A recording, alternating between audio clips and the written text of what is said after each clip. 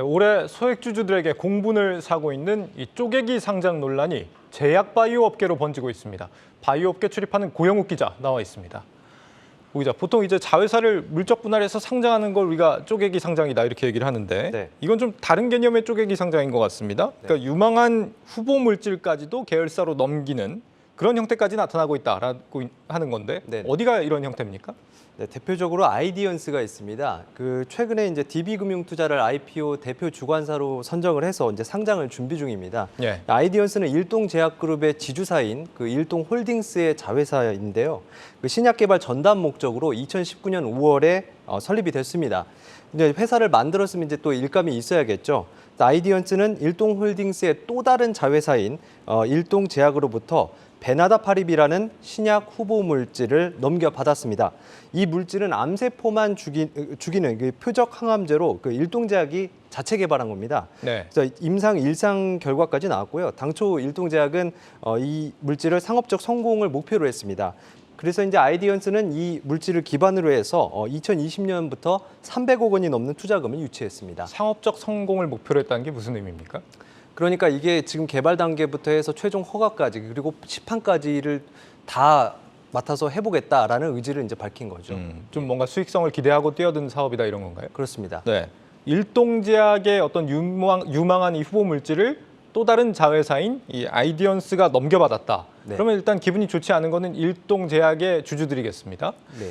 그냥은 뭐 안 넘겼을 것 같고 뭔가 당연히 대가 같은 걸 좀 지불을 했겠죠. 네, 가격을 당연히 이제 지불을 했고요. 금액을 예. 137억 원입니다. 이제 이게 과연 적정한 것인지 아닌지에 대해서 이제 평가를 해볼 수 있을 텐데 일단은 일동제약 측은 외부 기관의 객관적인 평가를 받은 금액이다라는 입장을 밝혀왔습니다. 그렇군요. 137억 원이 정말 이제 제값에 받은 거라면 뭐 당연히 문제가 될 게 없겠습니다만 네. 만약에 이제 헐값에 넘긴 거라면 이제 문제가 될 수 있겠죠. 그렇습니다. 일동제약하고 이 아이디언스는 지분 관계가 어떻게 됩니까? 지분 관계는 전혀 없습니다. 지난해 아이디언스의 결산 보고서를 보면 네. 일동홀딩스가 55.6%로 대주주로 있고요. 그다음에 키움, 유안타, 2019 스케일업 펀드 등이 나머지 44.4%를 갖고 있습니다. 그러니까 말씀하신 대로 일동제약 소액주주로서는 향후 이제 이 후보 물질이 개발에 성공을 해서 기대보다 더 잘 팔렸을 때 추가로 받을 게 없는 겁니다. 예. 참고로 이제 경쟁 약물이 림파자라는 약물이 있거든요. 이게 2017년에는 전 세계에서 이제 3천억 원 정도 팔렸는데 지금은 한 1조 원 이상 팔리는 걸로 알려졌습니다. 그러니까 일동제약과 아이디언스의 사례는 그래도 그나마 나은 편입니다.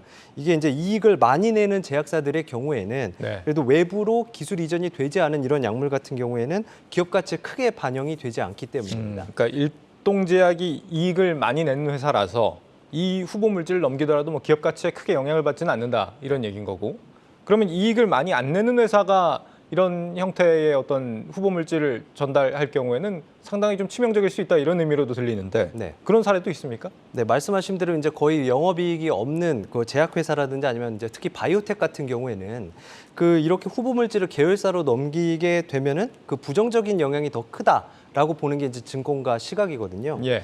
알테오젠을 좀 예를 들면 자회사 알토스 바이오로직스라는 곳을 설립을 하고 여기에 아일리아라는 글로벌 블록버스터 치료제가 있는데 이제 바이오시밀러 판매권을 20억 원에 넘기는 그런 계약을 했습니다. 예. 그리고 향후 발생하는 수익도 나눠 갖기로 했습니다. 근데 문제는 여기서 이제 어떻게 이거를 나눠 가질지 이 비율이 투명하게 공개가 되지 않았습니다. 결국 이제 주주들은 이 과정에서 재산권이 침해된 것은 없는지 좀 회계장부 열람 가처분 소송까지 내서 반발을 했고요.